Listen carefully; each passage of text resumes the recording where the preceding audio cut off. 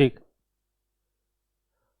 नमस्कार। हम लोग 66 बीपीएससी की जो जीएस का सेक्शन है, अगर बात किया जाए तो जीएस के सेक्शन में जो हिस्ट्री का टॉपिक है उसका आज हम लोग क्वेश्चन और आंसर मेंस के लेवल पे करेंगे। ये प्रक्रिया 69 से चली आ रही है। 69, 68, 67 ये पहले हो चुका है। इसी प्रक्रिया में जो अगला कड़ी होगा वह 66, और अगर हम लोग बात करें 66 बीपीएससी की, इसमें जो जीएस का पार्ट 1 है उसी के अंदर जो पहला सेक्शन है वह हिस्ट्री, आर्ट एंड कल्चर है।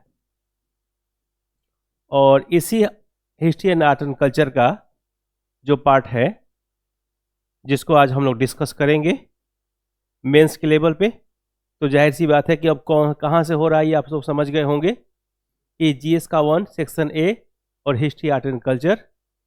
67 के बाद जो है बदलाव की शुरुआत हुई थी बिहार में, लेकिन दस्तक 66 में भी देने लगा था। अगर हम लोग बात करें, आ जाइए सीधे टॉपिक पे आ जाते हैं अब।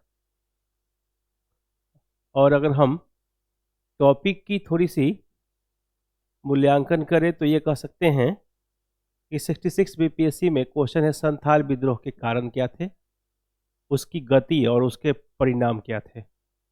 सबसे पहले ये क्वेश्चन 69 बीपीएससी में भी पूछ लिया गया है, ये क्वेश्चन 67 में भी पूछ लिया गया है।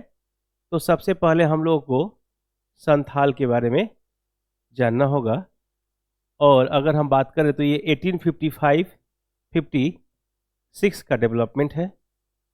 अगर हम लोग प्लेस की बात करें तो यह है दमन एकोह का एरिया। दमन एकोह अगर कह सकते हैं जो एरिया है वो भागलपुर के आसपास का गंगा क्षेत्र का, गंगा बेसिन का एरिया है। और यहाँ जो है अगर हम बात करें तो प्रथम लेवल पे प्रथम ट्राइबल मूवमेंट बिहार में हुआ ये, यानी कि कह सकते हैं प्रथम जनजाति आदिवासी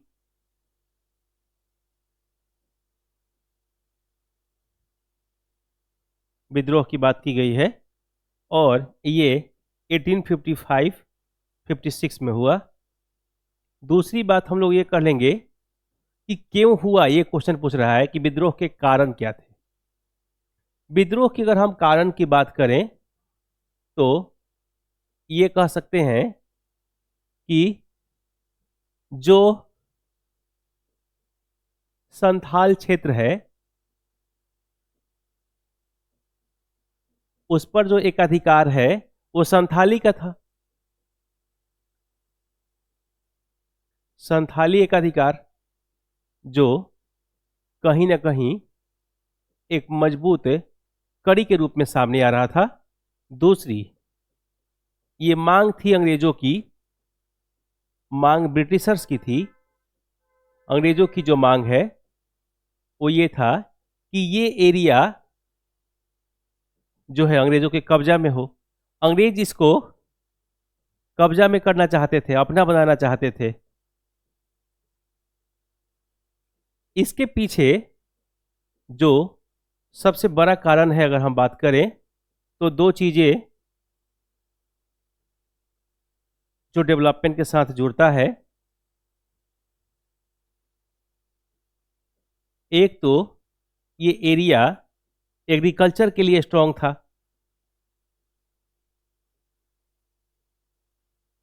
कृषि के लिए ये मजबूत एरिया था। दूसरा, ब्रिटिशर्स चाहते थे कि इस एरिया में कुछ मुख्यालय हो, हेडक्वार्टर हो। अच्छा, मुख्यालय के लिए बिरसा मुंडा वाला एरिया भी जो है वो फोकस किया गया था लेकिन इसका मुख्य जो कार्य है वो कृषि है। कृषि क्यों, अगर हम बात करें तो भारत एक गुलाम देश था और भारत में जो इनकम का साधन है, आय का साधन, वह मुख्य रूप से दो ही रूप में सामने है। एक तो जो आय का साधन है वो है आपका एग्रीकल्चर और इससे बने टैक्स, और दूसरा एनिमल हस्बेंड्री मतलब पशुपालन। एनिमल हस्बेंड्री, पशुपालन, हम इसको आगे चर्चा करेंगे इसका अगला पेज पे। कृषि और पशुपालन, कृषि पशुपालन, और इसके पीछे एक और बड़ी सी कारण है कि जो एरिया गंगा बेसिन का क्षेत्र है वो काफी फर्टाइल था, उपजाऊ क्षेत्र था, है ना। तो जब काफी फर्टाइल है तो जाहिर सी बात है कि वहां पे अंग्रेजों को इससे लाभ ज्यादा मिलेगा, लाभ जो है ज्यादा मिलेगा। कृषि मजबूत है तो फिर हमारे यहाँ 3 तरह के बंदोबस्त की बात की गई थी, और वो बंदोबस्त कहीं ना कहीं एक नई सिस्टम को डेवलप करता है। एक है अस्थाई, दूसरी रैयतवारी, और तीसरी महलवारी, है ना। रैयतवारी, अस्थाई और महलवारी बंदोबस्त। तो कहीं ना कहीं सबका जो आधार था वो कृषि था, क्योंकि भारत में उस समय औद्योगिक क्रांति जैसे शब्द, इंडस्ट्रियल रिवोल्यूशन जैसे शब्द नहीं थे। ये 1850 के बाद धीरे धीरे शुरू हुआ। औद्योगिक क्रांति जैसे शब्द भारत में था नहीं, तो जाहिर सी बात है कि आय का मुख्य साधन क्या है, कृषि और पशुपालन। और यही कारण है कि जो है संथाल के जो लोग हैं उनको अपने जमीन से अलग हटाकर उस जमीन का या फिर उस पूरे जंगल को काटकर कृषि योग्य भूमि बनाना चाहते थे। और यही कारण था कि संथाल जो है उनको लेकर के अलग अलग सी डेवलपमेंट की बात हुई। और फिर यहाँ चर्चा हम ये कर लेंगे किस कारण से अंग्रेजों ने उनको बाहर हटाने की बात की। अब दूसरा हमारे पास टॉपिक फिर आ जाएगा कि संथाल विद्रोह की उसकी गति, गति का मतलब है उस दौर में उनके जो है एरियाज या फिर उनके कार्य करने की तकनीक, और फिर इस आंदोलन का रिजल्टेंट यानी कि परिणाम। ये दोनों चीजों को हम देखेंगे तो उसका परिणाम क्या रहा और गति क्या रहा। अगर हम इसकी थोड़ी सी चर्चा करें तो ये कह सकते हैं कि इस दौर में जो है सबसे इंपॉर्टेंट ये है कि इन लोगों ने विश्वास किस पर किया और वर्क कैसा किया। विश्वास इन लोगों ने किया था जिस पर वो थे भारत के जमींदार। हाँ, इसके बाद इन्होंने जो विश्वास किया वो है जमींदार, ठेकेदार, साहूकार। ये छोड़ना क्यों नहीं चाहते थे, क्योंकि इनको लगता था कि इनकी जो जीवन शैली है ये इन जंगलों में सुरक्षित है, इस कारण से ये बाहरी दुनिया से अलग रहना चाहते थे। तो ये भी एक बड़ा सा कारण था। दूसरा, अगर हम बात करें तो ये शुरुआत दौर में ही इनके कुछ नेता थे, और वो हैं सिद्धू, कान्हू, चांद और भैरव। ये लोग जो इनके नेता थे, अगर हम बात करें तो ये कह सकते हैं कि एक नई अप्रोच को डेवलप कर रहे थे। और यहाँ ये लोग शुरुआत दौर में ही इसका यानी कि संथाल विद्रोह का विद्रोह किए। संथाल विद्रोह का की शुरुआत की बात की, या संथाल के लोग अपनी बातों को मानने के लिए जो है डेवलप थे, लेकिन उनकी बात नहीं मानना चाहते थे जो अंग्रेज थे। और यही कारण है कि यहाँ जो है अंग्रेजों के बीच और संथालों के बीच 1855-56 के बीच में जो है चीजें हुई। दूसरा ये था कि एक तरफ जहां योजना, वहीं दूसरे तरफ सिर्फ कल्पना, है ना, या फिर कह सकते हैं अंधविश्वास। और यही कारण था कि एक व्यक्ति की हार होनी तय है। एक तरफ जो है वह सिर्फ रियलिटी, वास्तविकता, दूसरे तरफ से सिर्फ इमोशन, यानी कि कल्पना। और फिर जो है यही कारण था कि इस युद्ध की अगर हम परिणाम की बात करें, रिजल्टेंट की बात करें, तो रिजल्टेंट में हार हुई किसकी? संथालों की, है ना। संथाल जो हैं उनको हार हुई। संथाल के हार के पीछे सिर्फ एक कारण नहीं है। अगर हम हार के पीछे की कारण की बात करें तो अंग्रेज सिर्फ नहीं है, इसके पीछे अंग्रेज हैं, इसके पीछे जमींदार हैं, इसके पीछे जो है वो साहूकार हैं।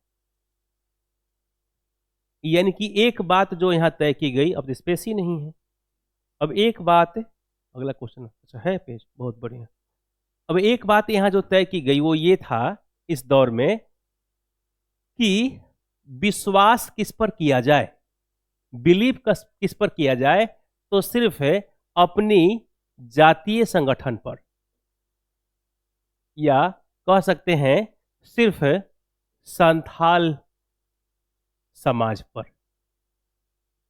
लेकिन इन्होंने विश्वास किस पर किया? गलती कहां हुई? गलती जो है ये हुआ कि इन्होंने भारतीयों पर विश्वास किया, भारतीयों पर विश्वास किया, अपर क्लास पर बिलीव किया। और ये किस क्लास से भाई? लोअर क्लास के एरिया से हैं। दूसरा, इस आंदोलन में अगर हम बात करें तो क्या क्या कमी रही, तो एक जो है एक प्रॉपर योजना का अभाव था। दूसरा, बौद्धिकता का अभाव। किसके तरफ से? बौद्धिकता का अभाव अंग्रेजों की तरफ से नहीं, हाँ, अभाव संथालों की तरफ से। तीसरा जो है विश्वास किसी पर भी कर लिया गया।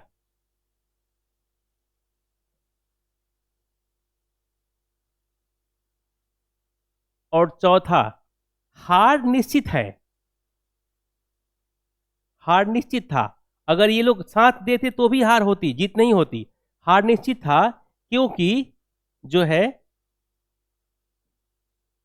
हाँ, योजनागत रूप से कौन स्ट्रांग थे, मजबूत थे? ब्रिटिशर्स। और यही कारण है कि हो सकता है कि युद्ध का परिणाम थोड़ा लंबा चलता, लेकिन हार इनकी निश्चित थी।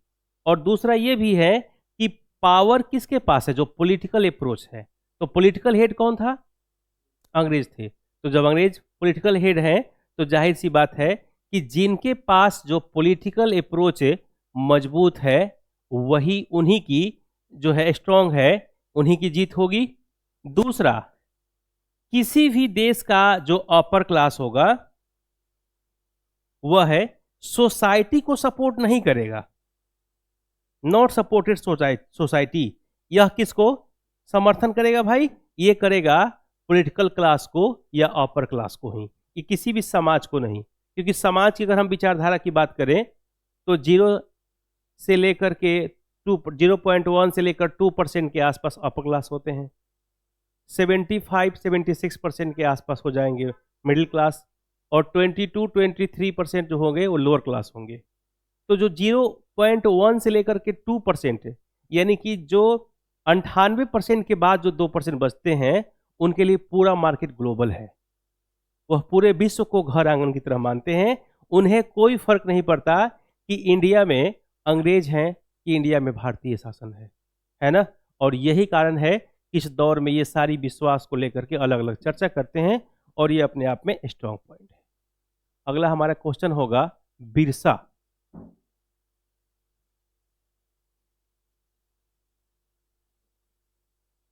बिरसा आंदोलन की विशेषताओं की समीक्षा कीजिए, है ना। अब आपको इस क्वेश्चन में कुछ चीजें आपको बताना होगा, कैसे कैसे डेवलप हो रहा है।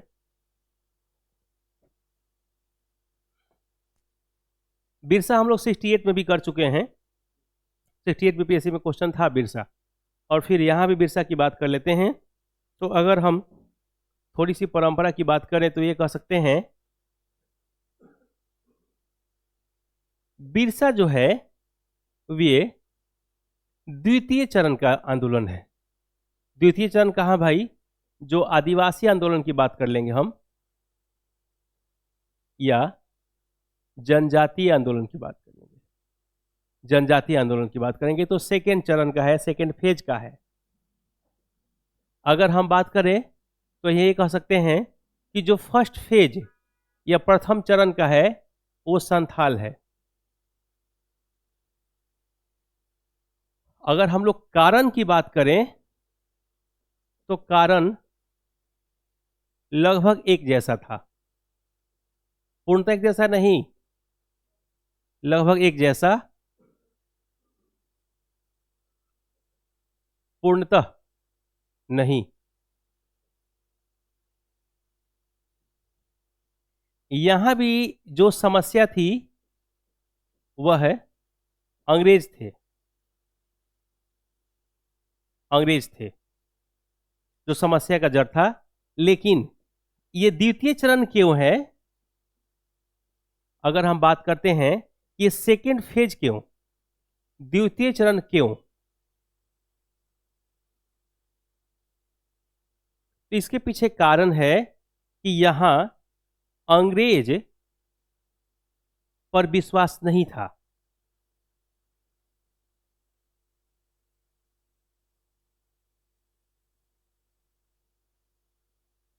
विश्वास नहीं था।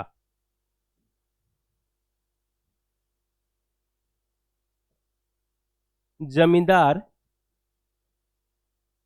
उच्च वर्ग पर फेथ नहीं था, और फिर समुदाय से बाहर के लोग, यानी इस कम्युनिटी का, जो ये कम्युनिटी है इसके बाहर के लोग, समुदाय से बाहर पर भी विश्वास नहीं था।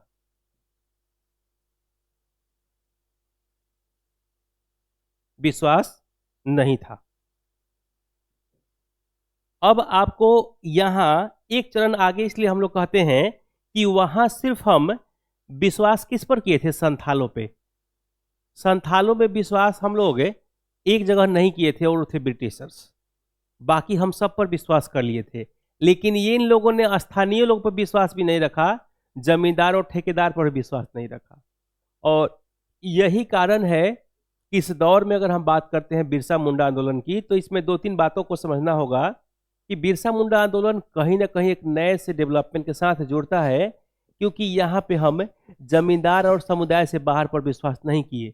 लेकिन यहाँ भी एक गलती हो गई है जिसको हम आज 2024 में अगर देखें तो ये कह सकते हैं कि हमेशा जो वार है ना वह वन मैन आर्मी का है। समुदाय के लोग भी सब साथ थे क्या? जो सोच बिरसा मुंडा की थी वो वहां के लोगों की नहीं थी। तो इसके पीछे एक आधार क्या था? विश्वास का आधार क्या है भाई? जो समुदाय के जो लोग हैं उन पर जो विश्वास किए समुदाय पर, ये गलत डिसीजन हुआ। इसके पीछे कारण क्या है कि समुदाय के लोग एकजुट क्यों हुए थे? अगर समुदाय के लोग यूनिटी में आए तो क्यों आए, एकजुट क्यों हुए? अगर हम इस बात की चर्चा करें तो ये कह सकते हैं कि यहां भी फिर हमारे पास इमोशन शब्द जुड़ जाता है, हमारे पास विश्वास जुड़ जाता है। किसका? एक तो भगवान का, कि हमारे जो है जो कुल समुदाय के देवता हैं, कि देवता बचाने आ जाएंगे, बचाने आएंगे। इस बात को लेकर के ये एक गलती थी इनकी। दूसरी, बिरसा मुंडा पर अत्यधिक विश्वास भी करना एक गलत है। अगर बिरसा मुंडा पर विश्वास नहीं करते तो शायद सबकी हत्या नहीं होती जितनी हत्या हो गई।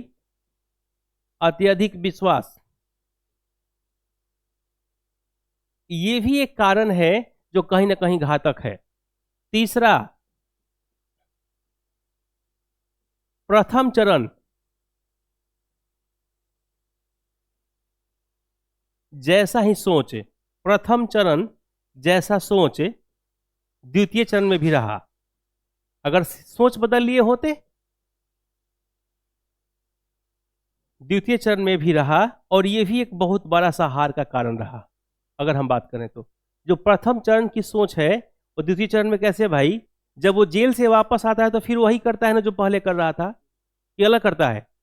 वही करता है। अगर वो अलग किया होता तो शायद अंग्रेजों के प्रति जो सोच है अंग्रेजों का बिरसा मुंडा या मुंडा आंदोलन के प्रति, ये अलग हो जाता।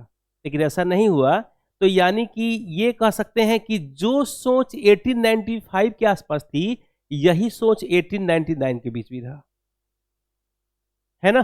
तो 4 वर्षों में अगर हम बात करें तो क्या था, सोच नहीं बदला। सोच नहीं बदला तो एक शब्द हमारे यहां कहा जाता है कि इतिहास में अगर बदलाव नहीं करेंगे ना तो वह अपने वास्तविक अर्थों में या सेम अर्थों में रिजल्ट को जारी करेगा, है ना? जैसे कहते हैं इतिहास दोहराता है, लेकिन दो अर्थों में, एक अलग अर्थ एक सेम अर्थ है। अगर आप परिवर्तन को स्वीकार करेंगे तो अलग अर्थ में इतिहास दोहराएगा, और परिवर्तन को स्वीकार नहीं करेंगे तो सेम अर्थ में दोहराएगा। जैसे सोचिए इस बार आपने एग्जाम की प्रक्रिया जैसे अपनाई थी उसका अगले बार भी ऐसा ही अपनाएंगे, और पिछली बार भी फेल हो गए तो अगली बार भी फेल हो जाएंगे कि नहीं? तो इतिहास दोहराता है, अलग अर्थों में आपको बदलना जरूरी है। क्यों बदलना जरूरी है?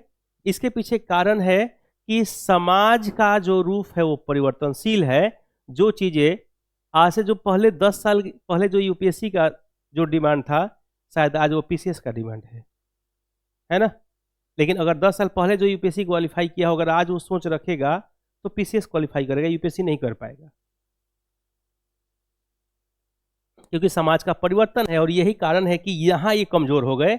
अगला बात पर हम चलते हैं तो ये कह सकते हैं कि इन्होंने जिस तरह की जो नारा दिया, इनके जो भी नारा थे वह है समाज के लोग तक ही सीमित रहा, समाज के लोग तक ही सीमित रहा। अच्छा, बीच बीच में आप क्वेश्चन जरूर देखते रहिएगा कि क्वेश्चन का डिमांड क्या था। क्वेश्चन हम लोग भूल गए, बिरसा मुंडा में क्या लिखना था। बिरसा मुंडा तो लिखना नहीं है ना सिर्फ, हाँ, उसकी विशेषताओं की समीक्षा कीजिए। तो अब हम लोग आगे चलेंगे और फिर एक बार क्वेश्चन दोहरा लिए। एग्जाम हॉल में भी आप ऐसा कर सकते हैं। 38 नंबर के क्वेश्चन में 450 4 पेज लिखते लिखते 2 पेज के बाद आदमी क्वेश्चन भूल जाता है, तो फिर एक बार देखता है क्वेश्चन कहाँ है, क्योंकि हमको साइकिल के स्कोप की तरह एक ही जगह घूमनी है, वो बंधा हुआ है स्कोप से। मतलब आप बीच में एक सेंटर है जहां एक रस्सी बंधा हुआ है, तो उस रस्सी के जितना दूरी है रस्सी का वहीं तक घूमते रहिए। अगर उस रस्सी को तोड़कर आगे निकल जाएंगे तो क्वेश्चन तो बाहर चले गए। हाँ, अभी एक स्टेटमेंट मैं सुन रहा था, एक जो है अभी बिहार में कोई एक व्यक्ति है जो पढ़ा लिखा नहीं है, और उसको पूछ रहे थे कि आपने पढ़ाई क्यों नहीं किया। तो कहा कि अकबर की विशेषता क्या होगी, ये जो लिख कर मिल जाता था हम आज तक समझ नहीं पाए कि इसका आंसर यही क्यों होगा, बात दूसरा क्यों नहीं होगा, और यही कारण हमने पढ़ाई छोड़ दिया।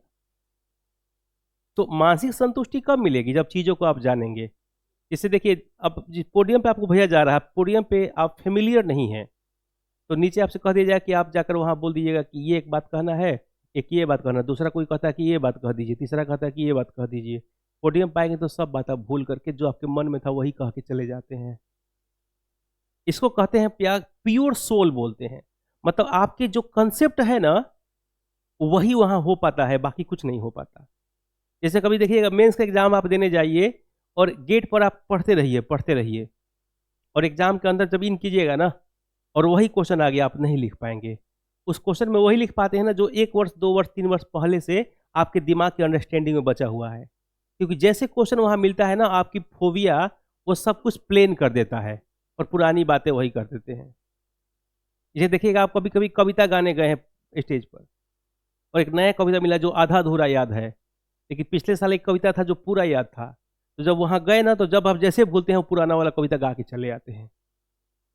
क्यों? क्योंकि वो आपके सोल पर बैठ गया है। तो यही चीजें होती है। इसीलिए कहा गया ना कि एग्जाम से एक दिन पहले अगर आप रात भर पढ़ते हैं तो भी कोई फर्क नहीं पड़ता, और एग्जाम से एक दिन पहले अगर रात भर आप नहीं पढ़ते तो भी कोई फर्क नहीं पड़ता, क्योंकि आपका एग्जाम एक वर्ष के बाद होने वाली एग्जाम है। तो आप एक दिन से एक वर्ष का अनुभव नहीं ले सकते, और एक वर्ष आपने अनुभव नहीं लिया तो एक दिन में अनुभव नहीं ले सकते। इसे देखिए, एक ही रात में आप 20-20 क्वेश्चन पढ़ जाते हैं और सुबह जाते हैं तो एक भी याद वाद नहीं होता, सब ब्लैंक हो जाता है, और जो पुरानी बातें वही लिख के चले आते हैं। सच है ना? तो यही कारण है कि लोगों को कहा जाता है कि आप रेगुलरिटी बहुत जरूरी है। रेगुलरिटी इसीलिए कहा जाता है कि 4 घंटा अगर आप रेगुलर पढ़ते हैं तो संभावना अधिक है सिलेक्शन का, लेकिन अगर आप 10 घंटा 2 महीना पढ़ के 8 महीना ब्रेक ले लेते हैं तो संभावना कम है सिलेक्शन का, क्योंकि 2 महीने में 8 महीने की चीज़ों को कवर नहीं कर सकते, क्योंकि दिमाग में जो रचनात्मक क्रिएटिविटी जो है ना, वह तो डेवलप नहीं होगा। वो डेवलप तब होगा जब आपको चीज़ें डेवलप होगी। आ जाइए आगे हम देखते हैं फिर। तो ये 1899 से 1900 के बीच में जो घटना हुई वह द्वितीय चरण का, ये महत्वपूर्ण है। और यहाँ इस तरह की बातें की गई। यहाँ आप थोड़ा सा नारा भी लिख लीजिएगा, जो नारा उनका है ना? हाँ, इसके बाद बता देना है कि आदिवासी विद्रोह में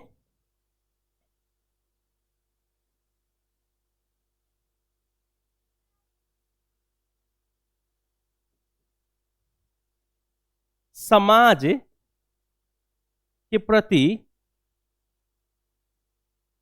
समर्पण तो था, लेकिन सिर्फ समर्पण से आपकी जीत तय नहीं होती है, क्योंकि जो योजना है अंग्रेजों का, योजनागत रणनीति के सामने आपकी कल्पना कमजोर हो जाती है।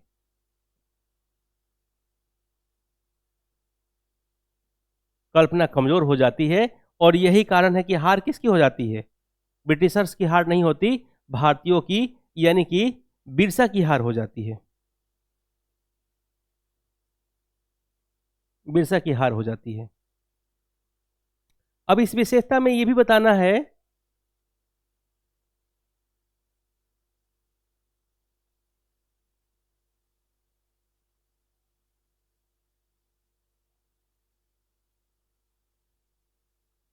ये भी बताना है बिरसा इसमें कि बिरसा अमर क्यों हो गया। बिरसा अमर क्यों हो गया भाई? यहां तो हार हो गई थी, लेकिन आपको फिर यहां बताना है कि बिरसा का जो समर्पण था वो 100% था, 100% है कि नहीं था? 100% था ना? दूसरा हमको ये बताना है कि बिरसा ने समाज को जोड़ने के लिए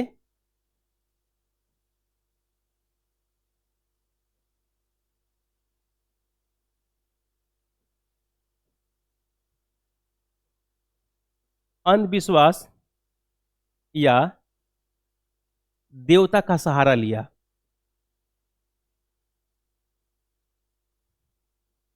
और ये सही है।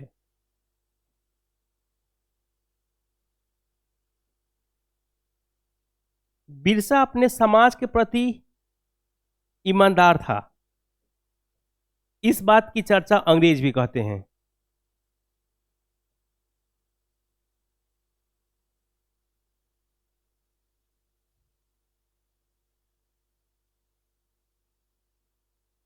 आगे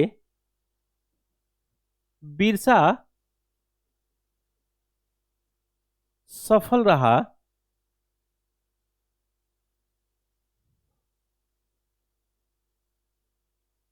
अपने समाज के लिए।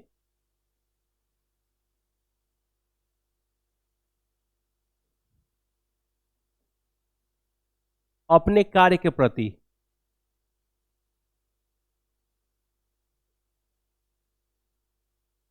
अपने निष्ठा के प्रति,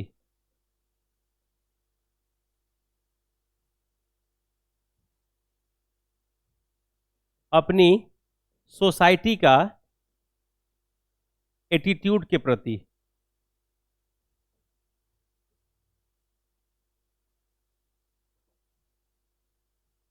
और यही कारण है कि बिरसा हार कर भी अमर हो गया।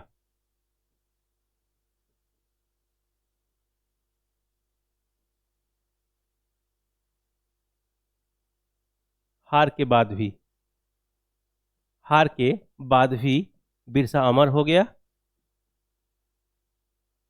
दूसरा, संथाल से बिरसा ने सीखा। क्या सीखा भाई?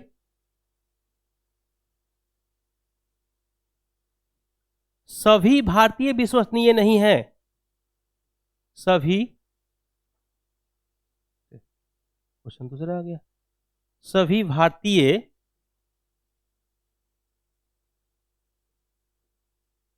विश्वसनीय नहीं है।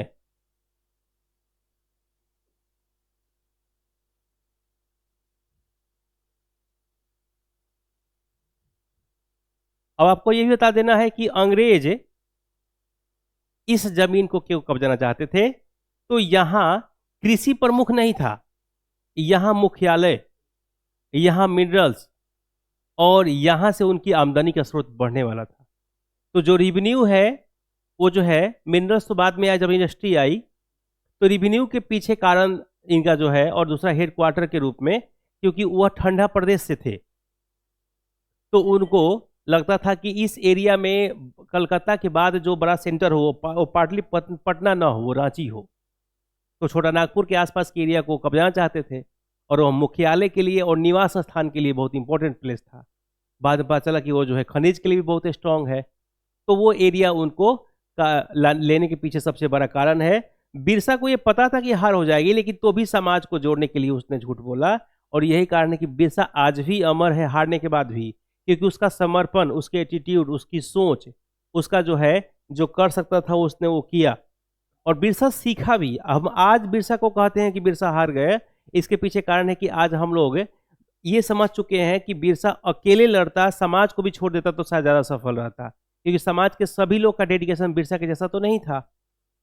लेकिन उस समय की सोच के अनुसार बिरसा सफल रहा, क्योंकि बिरसा ने संथालों से सीखा कि साहूकारों पर विश्वास नहीं करना है, जमींदारों पर विश्वास नहीं करना है, और सभी भारतीय भी अंग्रेजों के जैसे हो सकते हैं अगर हमारे समुदाय या हमारे स्थानीय क्षेत्रों से नहीं है। तो इस कारण से बिरसा सफल रहा। हम आगे चर्चा करते हैं, और वो है हमारा चंपारण सत्याग्रह, स्वाधीनता संघर्ष का एक निर्णायक मोड़ था। ये भी क्वेश्चन आ चुका है। 1917 के बाद क्या संघर्ष हुआ, स्ट्रगल की बात पूछी गई है, शायद क्वेश्चन 69 में ही पूछा गया है। हाँ, चंपारण सत्याग्रह के का प्रभाव बाद के स्वतंत्रता आंदोलन में क्या था, यही क्वेश्चन सेम है, क्योंकि चंपारण सत्याग्रह स्वाधीनता संघर्ष का मतलब क्या, फ्रीडम स्ट्रगल की बात कर रहा है। तो जो फ्रीडम स्ट्रगल की जो बात है वो कहीं ना कहीं उसके लिए मजबूत है। अगर हम बात करते हैं चंपारण की, तो थोड़ा सा देखिए 38 मार्क्स के क्वेश्चन है, तो हमें चंपारण का तो वर्णन करना ही पड़ेगा। चंपारण सत्याग्रह क्या था, कैसे था, ये बताना पड़ेगा। तो एक पेज में हम लोग थोड़ा सा परिचय दे लेंगे चंपारण सत्याग्रह की, फिर ये बता लेंगे कि नीलहे की समस्या थी, फिर ये बता लेंगे कि ये अप्रैल 1917 में शुरू हुआ, फिर ये बता लेंगे यहाँ कि मेन लीडरशिप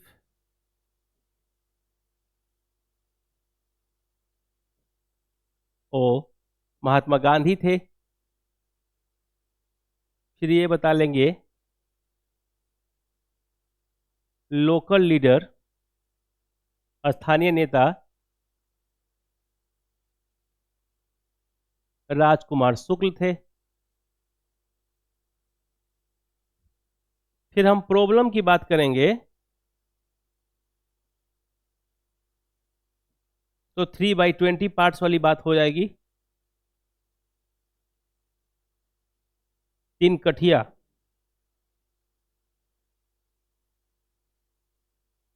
पद्धति। इतनी सारी बातें, और चंपारण का जो मुख्यालय है वह मोतिहारी। इतनी बातें हम बता लेंगे पहला पेज में, जो 60 से 70 वर्ड हो जाएंगे। अब ये क्वेश्चन यहां से खत्म हो गया। अब ये क्वेश्चन इसके बाद की स्वाधीनता संघर्ष पे बताने की बात है ना, कि स्वाधीनता संघर्ष पर क्या प्रभाव पड़ा। गांधी के यहां अगर हम बात करें, इसे आगे बढ़ाएं, यहां गांधी की अगर हम बात करते हैं तो फिर अगर स्ट्रगल की बात करेंगे तो यहां स्ट्राइक की बातें लोगों ने सीखा, यानी कि हड़ताल कर सकते हैं, और वो भी किसके साथ है, नॉन वायलेंस एंड ट्रू, सत्य और अहिंसा के साथ। इस आंदोलन के बाद हमें यह पता चला कि हम स्वदेशी की डिमांड कर सकते हैं, और वो भी किसके साथ है, तो चरखा, खादी। फिर यहां हम लोग ये कह सकते हैं कि अंग्रेजों का हम विरोध कर सकते हैं, अपोज कर सकते हैं, और वो भी किस फील्ड में, तो सबसे पहला है विदेशी वस्त्र, फॉरेन टेक्सटाइल। दूसरा क्या है भाई, गुड्स एंड सर्विस, यानी कि जो भी सामग्री है, खाने पीने की सामग्री, यह अलग। और फिर जो है foreign textile, goods and service, और फिर हम किसका अपोज करेंगे, एक्सपोर्ट इंपोर्ट।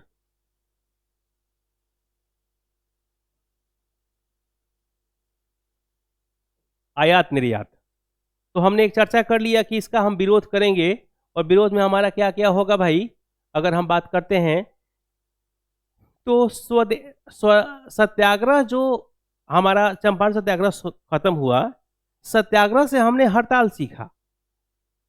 इस हड़ताल के बाद हम जब गांधी के स्वाधीनता संघर्ष में जाते हैं तो गांधी की जो पावरफुल स्टेटमेंट है वह है आपका नॉन वायलेंस और अहिंसा, सॉरी नॉन वायलेंस और ट्रू, मतलब सत्य और अहिंसा। गांधी इस दौर में जिस कारण से मजबूत हुए वो था चरखा और खादी। इससे क्या हुआ कि भारतीय जो है दोनों स्वदेशी हो जाएगा, चरखा भी और खादी भी, मतलब इनपुट और आउटपुट, है ना। कपास हम लेकर आएंगे, चरखा और खादी की बात करेंगे, तो दोनों हो जाएगा एक तरह से। विरोध किसका गांधी ने किया, फॉरेन टेक्सटाइल्स का। विदेशी वस्त्र का जो भारत में मार्केट था वो बहुत बड़ा कब्जा था, तो हमने विदेशी वस्त्र की बात किया। और यही 17 के बाद हम अगर बात करते हैं नॉन कॉर्पोरेशन मूवमेंट के दौर में, तो गांधी ये भी कहते हैं कि वस्त्र शरीर ढकने के लिए है, आप चाहें या पुरुष हैं तो एक ही धोती का 2 भाग में उपयोग कर सकते हैं, एक आधा पहनने के लिए और आधा ओढ़ने के लिए, अगर आपके पास समस्या है तो, है ना। क्योंकि एकाएक जो टेक्सटाइल की मार्केट थी भारत में उसको खत्म करना है, तो फिर आपको थोड़ा सा वस्त्र कम पहनना होगा। जो आवश्यकता जनित वस्त्र है, एक धोती महिला भी पहन सकती है। दूसरा हमने ये कहा कि गुड्स एंड सर्विस जो है उसका भी हम अपोज करेंगे। जो भी सामग्री है, वो खाद्यान्न सामग्री हो, वो कॉस्मेटिक सामग्री हो, या वो और भी जो सामग्री हो, सबको हम यहाँ पे डेवलप करेंगे, और इनके आयात निर्यात को हम बैन करेंगे। ये बैन होने से क्या बेनिफिट होगा, अगर हम ये बात करेंगे तो स्वाधीनता संग्राम में जितना आप सेल्फ डिपेंडेंट होंगे, जितना आप आत्मनिर्भर होंगे, उतना ही अंग्रेज कमजोर होगा। क्योंकि आप आत्मनिर्भर नहीं होंगे, आप डिपेंडेंसी उस पर बढ़ता जाएगा, तो कमजोर होते जाएंगे वो। तो आत्मनिर्भर होने के लिए गांधी ने ये सब किया। और फिर गांधी को लगा कि स्ट्राइक से सिर्फ पूरा काम नहीं होगा, हड़ताल से पूरा काम नहीं होगा, तब उन्होंने एक और शब्द की शुरुआत कर दी और वो था हंगर स्ट्राइक, भूख हड़ताल। गांधी ने अगर इंडिया में भूख हड़ताल की बात करेंगे तो सबसे पहले अहमदाबाद कंपनी मूवमेंट में शुरू किया था, अहमदाबाद मिल आंदोलन, अहमदाबाद कंपनी मूवमेंट, इसमें शुरुआत किया था भूख हड़ताल का। और ये अपने आप में एक बहुत चैलेंजिंग पॉइंट्स है, ये कहीं ना कहीं एक नए से विकास को डेवलप करता है और ये अपने आप में संजीवनी का भी काम करता है अगर कहा जाए तो।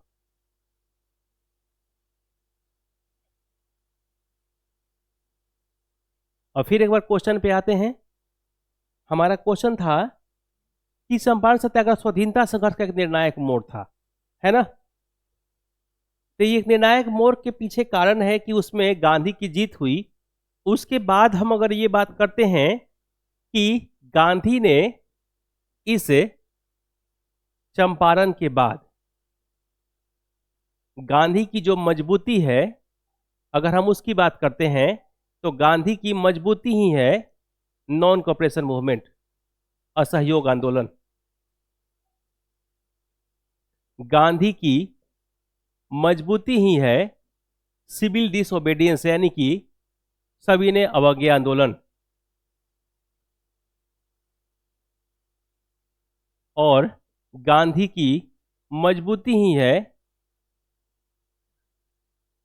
क्विट इंडिया मूवमेंट, यानी कि चंपारण के बाद गांधी की जो स्ट्रगल है वह अगर हम मोटे तौरों पे देखें, अगर बड़े लेवल पे देखें तो 1920, 1930 और 1942, ये कहीं ना कहीं एक नए से सिरों से डेवलप करता है। और यही कारण है गांधी की मजबूती की अगर हम बात करते हैं तो यही कारण था कि HRA की स्थापना 1924 में और HSRA की स्थापना 1928 में आई। गांधी की ये मजबूती ही था कि काकोरी कांड जैसे कांड को करने की बात किया गया। कब हुआ था भाई? 1925 25 में, है ना।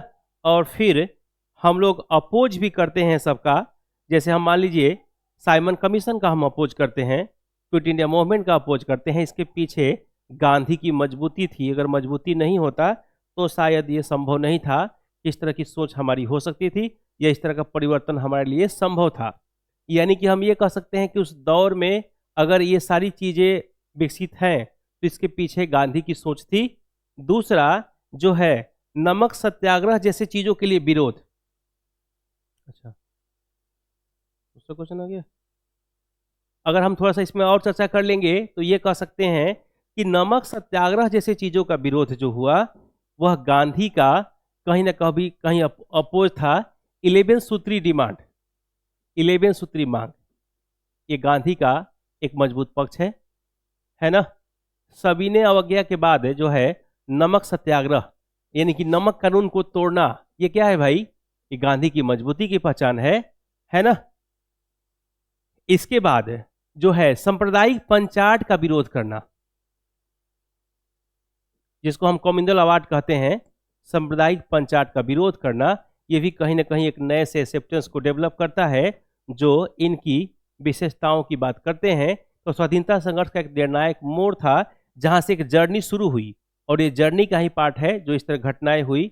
इसके आगे जब हम लोग चलते हैं तो 1939 में भारतीय सैनिक को सेकेंड वर्ल्ड वार में नहीं भेजना भी एक मानसिक मजबूती है जिसकी शुरुआत हम वहां से देखते हैं। 1940 में 1914 में हम पर्सनल सत्याग्रह, व्यक्तिगत सत्याग्रह की बात करते हैं विनोबा भावे के साथ, ये भी इनकी मानसिक मजबूती की बात है। और फिर 1942 में क्रिप्स मिशन को वापस करना, ये भी क्रिप्स मिशन को वापस भेजना, और ये भी एक मानसिक मजबूती का कारण है जिसकी शुरुआत जो है चंपारण से मिलती है। इसके जब हम आगे चलते हैं तो भारत छोड़ो आंदोलन में समानांतर सरकार की शुरुआत हुई। पैरेलल गवर्नमेंट, बलिया, मिदनापुर और सतारा, बलिया, मिदनापुर और सतारा में पैरेलल गवर्नमेंट की शुरुआत हुई और ये भी इसी मानसिक मजबूती के काम है। और अंततः अगर हम बात करते हैं तो बेबेल योजना और कैबिनेट मिशन भी एक मानसिक मजबूती था, जिसको लेकर के अंग्रेजों को ये लग गया था कि भारत में सत्ता की जो बागडोर है वो कहीं ना कहीं एक नए से विकास की दौड़ की शुरुआत हुई। तो अगर 1947 में 3 जून 1947 को माउंटबेटन योजना के साथ देश की आज़ादी की बात की जाती है, तो इसकी शुरुआत कहीं ना कहीं गांधी के चंपारण से या गांधी की फर्स्ट पॉलिटिकल अप्रोच जो इंडिया में हुआ वहीं से मिलता है। और ये अपने आप में बहुत निर्णायक रहा, या कह सकते हैं कि ये अपने आप में बहुत मजबूत रहा, जिसको लेकर के अलग अलग चर्चा जगहों पे किया जाता है। अभी लिख लेंगे।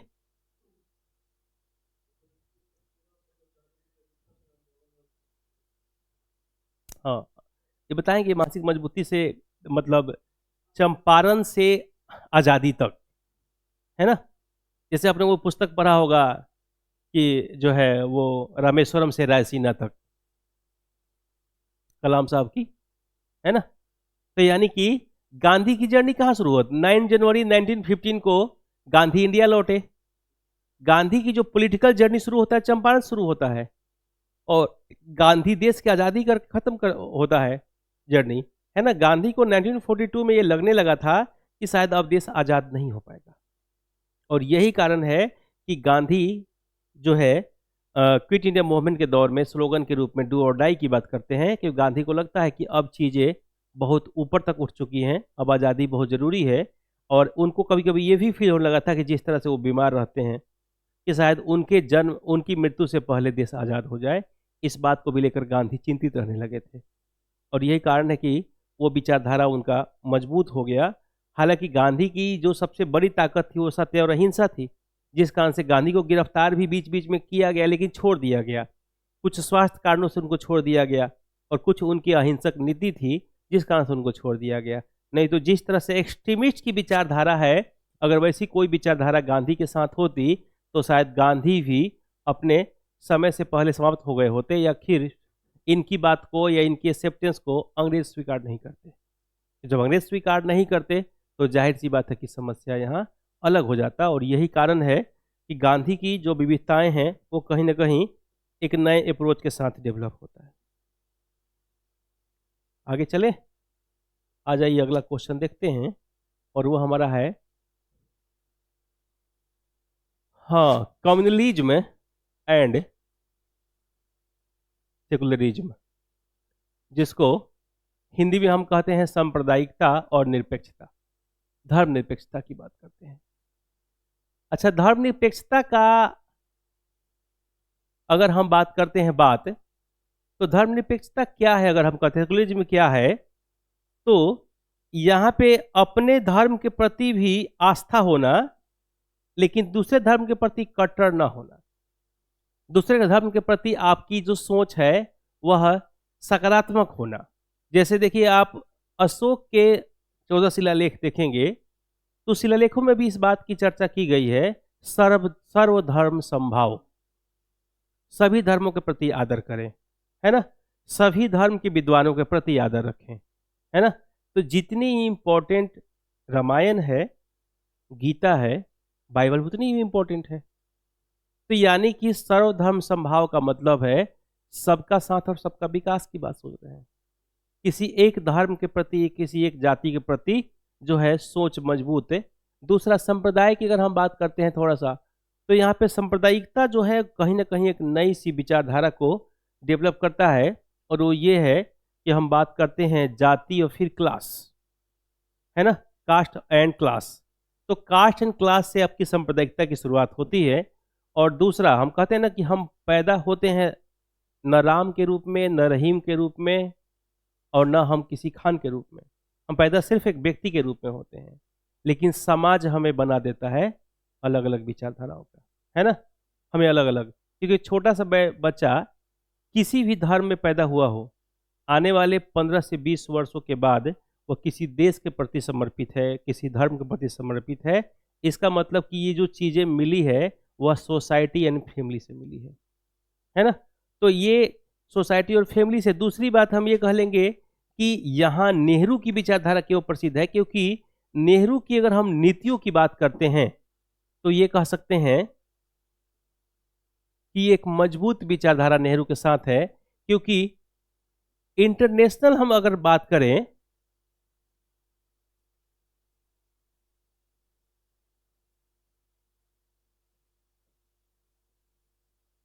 इंटरनेशनल ऑर्गेनाइजेशन की बात करते हैं अगर हम,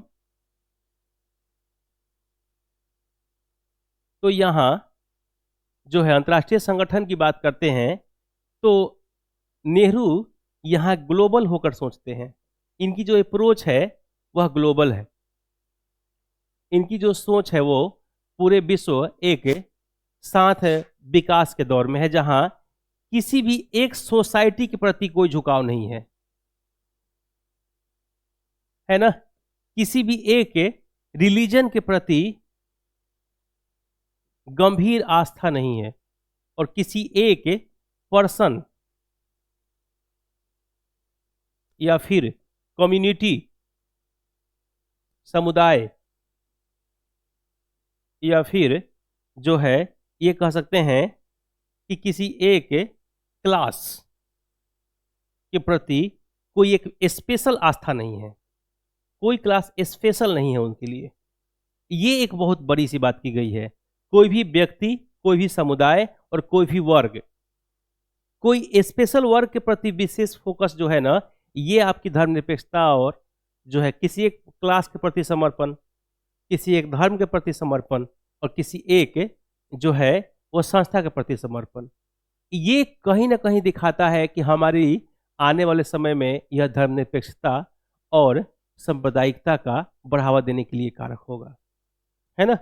जैसे मान लीजिए अगर कोई ये पूछता है कि भारत में एक बहुत ही मजबूत कड़ी के रूप में सामने आया है और वो विचारधारा ये है कि हम जो है हिंदू राष्ट्र की परंपरा, है ना, तो ये कहीं ना कहीं उनकी विचारधारा को प्रभावित करता है। क्योंकि जैसे आप एक किसी धर्म और एक आस्था के प्रति बहुत डेडिकेटेड होंगे तो फिर ग्लोबल मार्केट में आप पिछड़ जाएंगे, क्योंकि वैश्विक समुदाय में ह्यूमैनिटी शब्द को डेवलप करने की बात की गई है।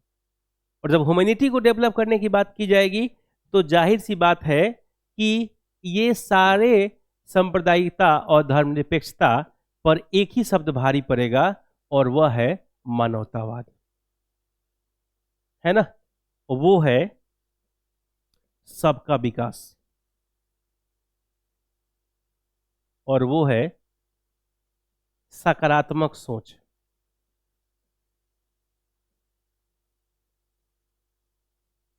और वो है वैश्विक सोच, ग्लोबल अप्रोच,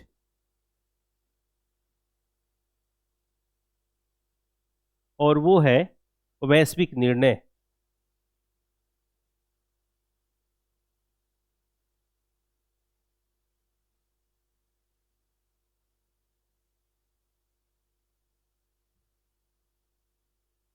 वैश्विक निर्णय क्यों इंपॉर्टेंट है? अगर थोड़ा सा हम पुरातन संस्कृति की ओर जाएंगे, रामायण में राम दशरथ के पुत्र हैं और अयोध्या के राजा भी हैं। समाज उनकी पत्नी के प्रति आस्था नहीं रखता। समाज का विश्वास उनकी पत्नी के प्रति कमजोर हो जाता है। अब वहां राम के पास दो निर्णय थे। समाज को गलत बता करके पत्नी को सही बता सकते थे, या समाज को सही बता करके पत्नी को गलत बता सकते थे।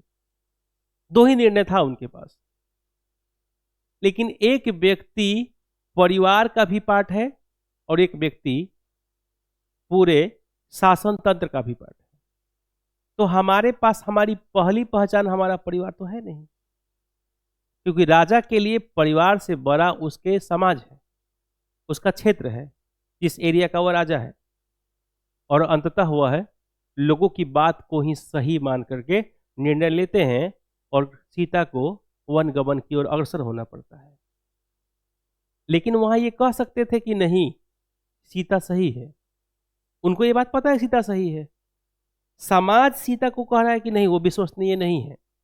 लेकिन अगर वैश्विक सोच और वैश्विक निर्णय की पृष्ठभूमि से बाहर निकल जाते हैं तो फिर सीता को हम अपने साथ रख करके और समाज को हम फटकार लगा सकते थे। लेकिन हमारे पास एक अब्राहम लिंकन का स्टेटमेंट है, of the people, by the people, for the people. इस बात को नेहरू भी कहते हैं कि अगर हमें जनता ने चुनी है और लोकतंत्र के हम हिस्सा हैं तो जनता को हमारा अपोज या विरोध करने का अधिकार है। अगर जनता हमारी विरोध करती है तो ये एक अच्छी सोच है, क्योंकि हम जानना चाहेंगे कि हम गलती कहाँ कर रहे हैं। लेकिन अगर जनता विरोध करने से डर जाए तो फिर यह सकारात्मक सोच नहीं है और ये लोकतंत्र के लिए हानि है। और जब लोकतंत्र के लिए हानि होगी तो जाहिर सी बात है कि वह मानवतावाद सोच नहीं होगा, वो सबका विकास की बात नहीं होगी, वह सकारात्मक सोच नहीं होगा, वैश्विक सोच की बात नहीं होगी और वैश्विक निर्णय की बात नहीं होगी। और ये सब जब समाप्त करेंगे तो एक ही शब्द आता है, और वो किसी धर्म के प्रति झुकाव होना, किसी संस्था के प्रति झुकाव होना, किसी देश के प्रति झुकाव होना या किसी समाज के प्रति झुकाव होना या अहम ब्रह्मास्मि जैसे शब्द को सोचना। तो हम ब्रह्मास्मि कब होगा?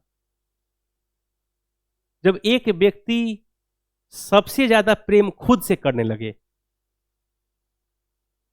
और श्रेष्ठता की हर पैमाने पर वो खुद को सही साबित करने लगे तो फिर अहम ब्रह्मास्मि का शब्द होगा। लेकिन यहां तो क्या है कि सब कुछ समाज से मिला, समाज की देन है।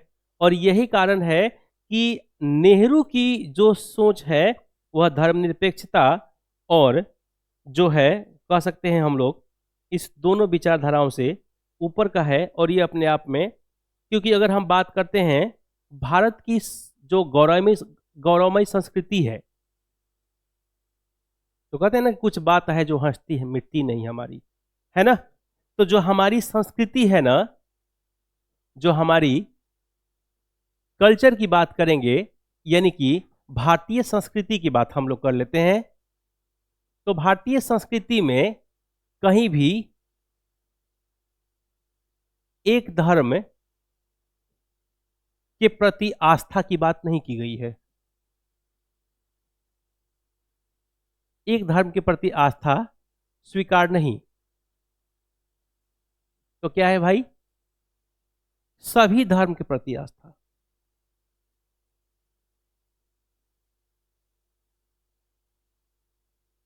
सभी धर्म के प्रति आस्था।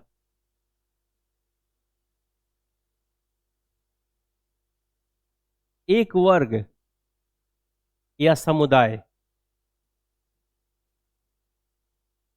के प्रति आस्था नहीं। तो क्या भाई?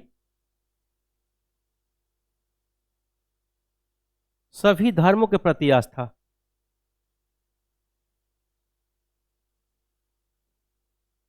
सभी धर्म और समुदाय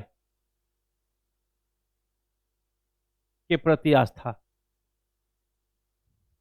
ये सब आप लोगों ने सोचा था? ये सब कराए नहीं थे उसमें?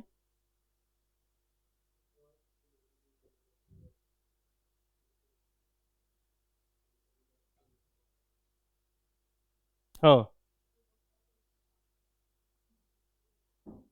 अब हम भारतीय संस्कृति से एक और शब्द को सीखते हैं और वो है समाज सर्वोच्च है।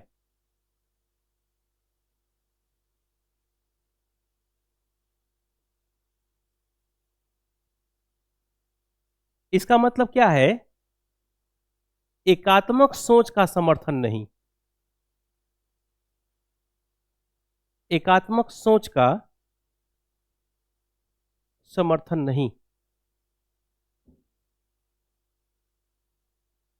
एकात्मक सोच का समर्थन नहीं।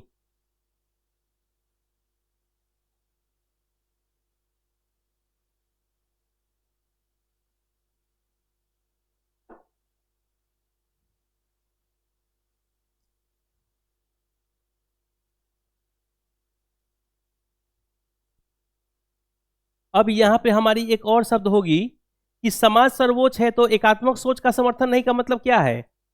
समाज किससे मिलकर बना है? सिर्फ एक वर्ग से कि सिर्फ एक समुदाय से? हमारे पास upper class, lower class, middle class सब मिलाकर समाज बना है। तो सर्वोच्चता समाज की बात होगी, और जब समाज की बात होगी, सर्वोच्चता की बात होगी, तो ये डेमोक्रेसी हो जाएगा। लेकिन एक व्यक्ति की सोच अगर को हम भाव प्रमुख दे देंगे तो फिर ये राजतंत्र हो जाएगा। राजा का बेटा राजा होगा तो फिर हमें दिमाग लगाने की जरूरत है क्या? है ना? तो फिर तो जब पैदा हुआ उसी दिन कह दीजिए कि देश का राजा अगला पैदा हो गया है। तो समाज का मतलब क्या है कि योग्यतम की उत्तरजीविता। योग्यतम की उत्तरजीविता क्या है? कि जो श्रेष्ठ है वही शासक होगा। यानी कि शासक का चरित्र, शासक का जाति, शासक का धर्म और शासक का कोई समुदाय नहीं होगा। है ना? ये सब अलग अलग लोग मानसिक स्थिति को मजबूत करके, सर्वोच्चता के स्थान को प्राप्त करके जो भी आएंगे उन्हें हम शासन व्यवस्था में रखेंगे। भाई आज आप देख लीजिए, देश में चाय बेचने वाला व्यक्ति अगर आज जो है वो देश का मुखिया है, तो ये क्या है? यही तो योग्यतम की उत्तरजीविता है कि जो योग्य है उसको हम बात करते हैं। तो ये कहीं ना कहीं एक नई सोच की बात किया जाता है। आज आगे आ जाइए, अब हम आगे चर्चा करेंगे इसमें। जो नेहरू के साथ एक और शब्द है, और वो कहते हैं कि धर्मनिरपेक्षता और पंथ निरपेक्षता दोनों के हम कट्टर समर्थक हैं। नेहरू कहते हैं धर्मनिरपेक्षता और पंथ निरपेक्षता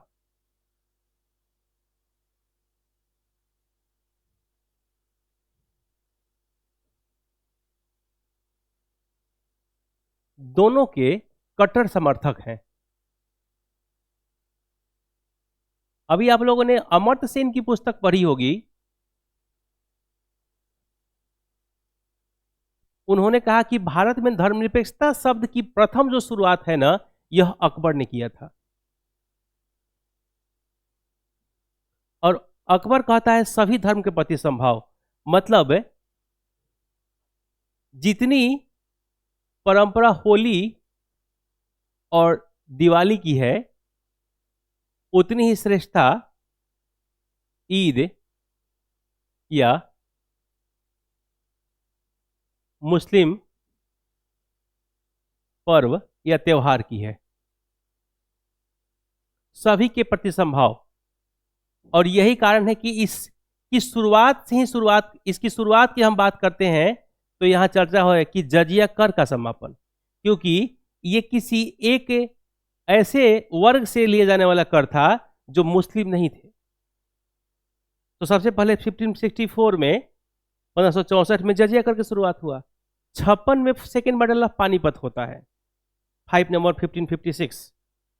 सेकेंड बैटल ऑफ पानीपत की बात करेंगे तो एक तरफ से युद्ध के मैदान में तो 14 वर्ष का बच्चा था वो तो अकबर, 1542 में पैदा हुआ, तो उसके लिए बैरम खां युद्ध के मैदान में गए थे। और 56 से 62 तक की जो शासन व्यवस्था है उसमें बैरम खां का महत्वपूर्ण रोल है। 62 में सबसे पहले वो जाता है कहाँ? अजमेर दर्शन, और वहां से अपनी सत्ता की शुरुआत करता है। यानी 20 वर्ष का जब होता है तब सत्ता की शुरुआत करता है, और फिर 1564 में जजिया कर को समाप्त करके और धर्मनिरपेक्षता की बात करता है। इस बात की चर्चा भी अमर्त्य सेन ने अपनी पुस्तक में लिखा है। और ये कहीं ना कहीं धर्मनिरपेक्षता का ये जो सबसे मजबूत शब्द है वो ये है कि सर्वधर्म समभाव। धर्मनिरपेक्षता का मतलब नहीं कि अपने धर्म के प्रति आप कट्टर मत बनिए, लेकिन सभी धर्म के प्रति एक जैसा भाव है। सर्वधर्म, हाँ, सर्वधर्म सम्मान।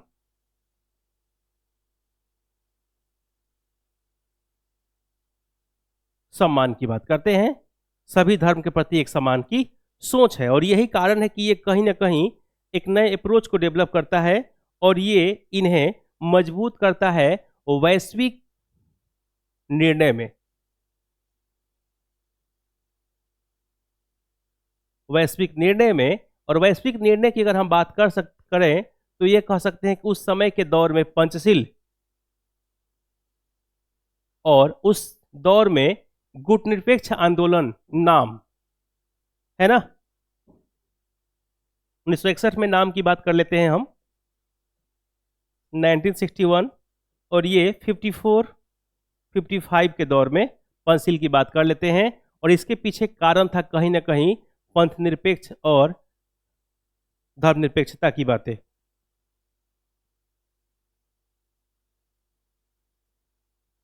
अच्छा, धर्मनिरपेक्षता का एक और अर्थ है कि किसी एक धर्म के प्रति समभाव या प्रेम होना चाहिए, लेकिन दूसरे धर्म के प्रति द्वेष या कमजोर अप्रोच या कमजोर सोच नहीं होनी चाहिए। यानी ये बात कहने का प्रयास किया गया है कि धर्मनिरपेक्षता का स्पष्ट करते हुए उन्होंने कहा है कि राज्य किसी धर्म के मामले में हस्तक्षेप न करे, राज्य किसी धर्म के मामले में हस्तक्षेप न करे और एक धर्म को दूसरे के विरुद्ध प्रोत्साहन न देना, यह भी धर्मनिरपेक्षता है। यानी कि हम दो स्टेटमेंट को यहां लिख सकते हैं। इसे मिटाऊं?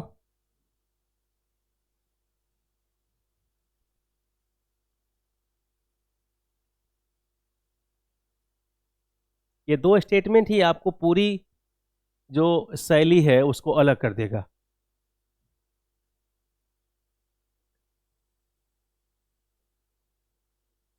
एक जो इनकी सोच है या इनकी जो अप्रोच है नई, अगर हम बात करते हैं कि सर्वधर्म समभाव का मतलब है, लिख लीजिए एक बार,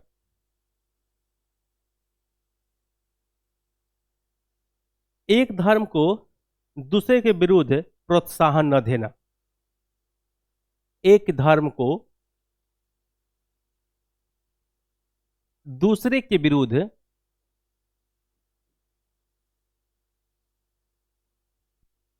प्रोत्साहन न देना।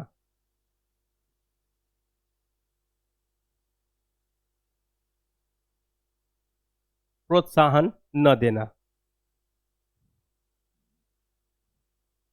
और दूसरा पॉइंट लिखिएगा,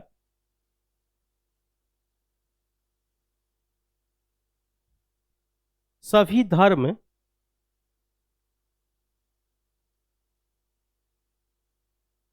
समभाव का अर्थ है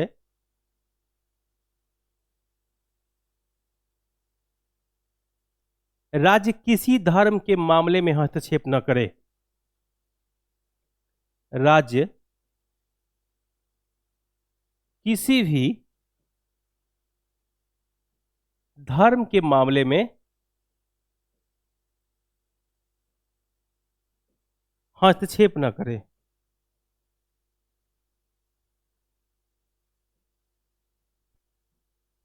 हस्तक्षेप न करे।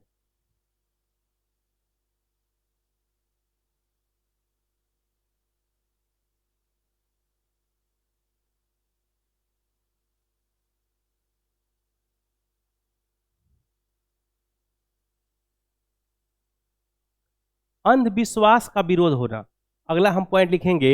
धर्मनिरपेक्षता के लिए जो सबसे इंपॉर्टेंट है और वो है अंधविश्वास का विरोध होना। अपोज ऑफ माइथोलॉजी,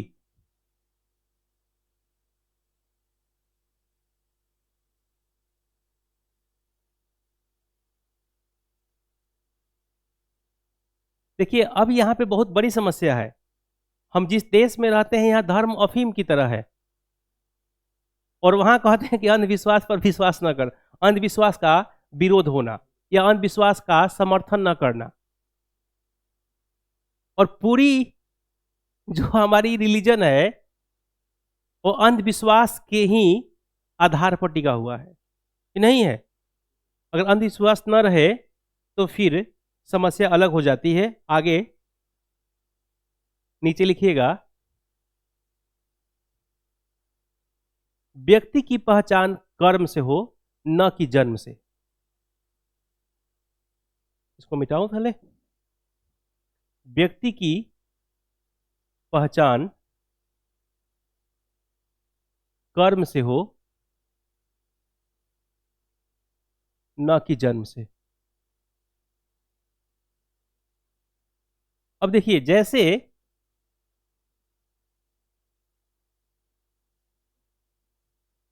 वर की जो वर्शिप की बात कर लेते हैं,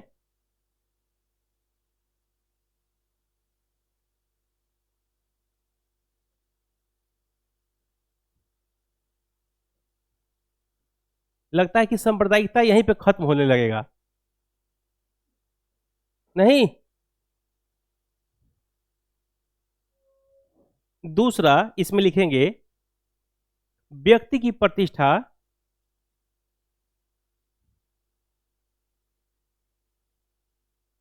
उनके समाज और परिवार से न होकर उनकी बौद्धिकता के आधार पर हो। परिवार और समाज के रूप में न होकर उनकी बौद्धिकता के रूप में हो।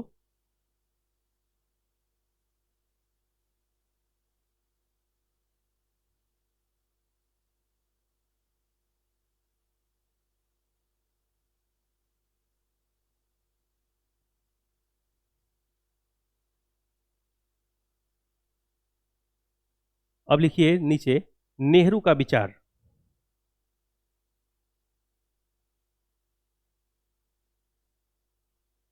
नेहरू का विचार धर्म में वह तत्व है, धर्म में वह तत्व है जो मानव की हृदय की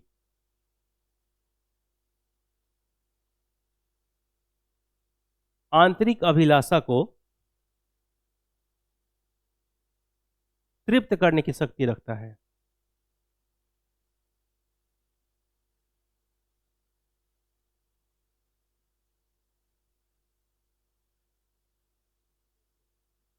शक्ति रखता है।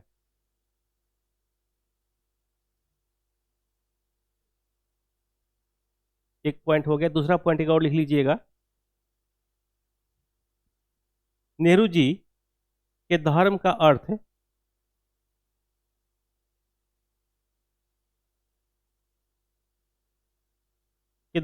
अर्थ संकीर्णता,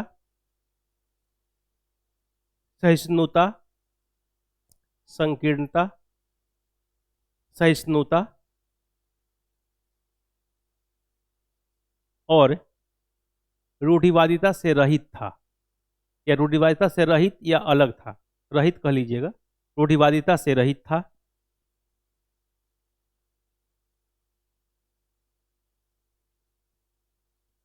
वह है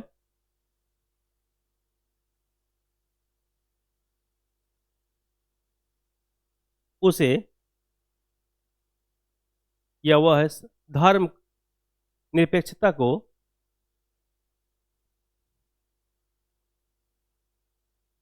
वैज्ञानिक आधार पर परिभाषित करने का प्रयास किए हैं।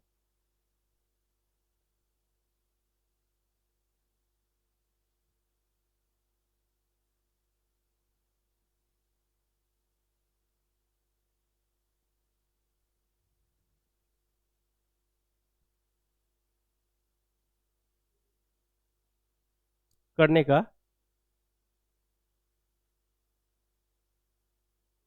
हाँ प्रयास किए हैं।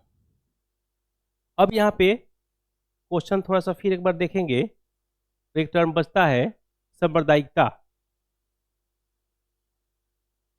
लिखिए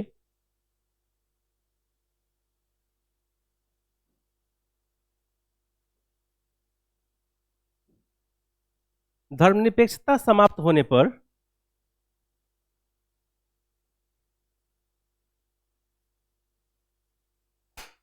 सांप्रदायिकता के तत्व भी कमजोर हो जाएंगे।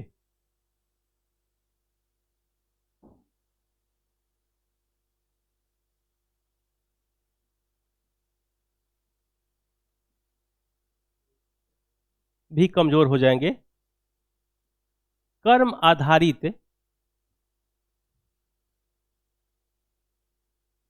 व्यवस्था समाज की बैलेंस अप्रोच, समाज की संतुलित सोच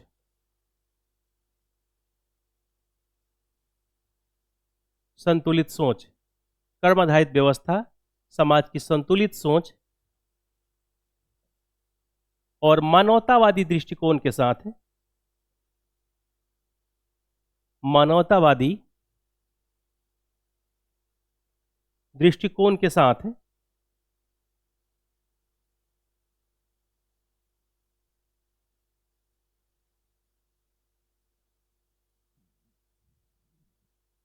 वैश्विक विकास का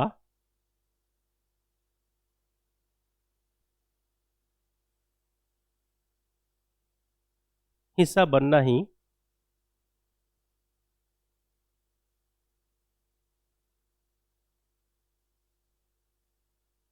सांप्रदायिकता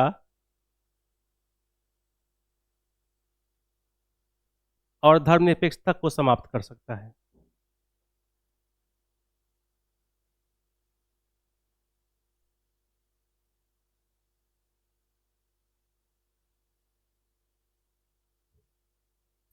और यही सोच के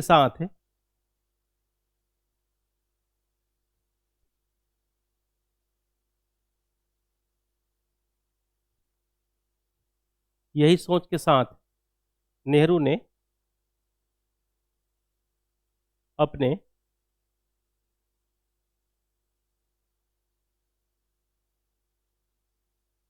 अंतर्राष्ट्रीय संबंध और नीतियों को मजबूत किया। लास्ट में लिख देंगे। क्लास शुरू होने वाला है 4 बजे से इंडिया टेस्ट का, तो यहीं रुकते हैं।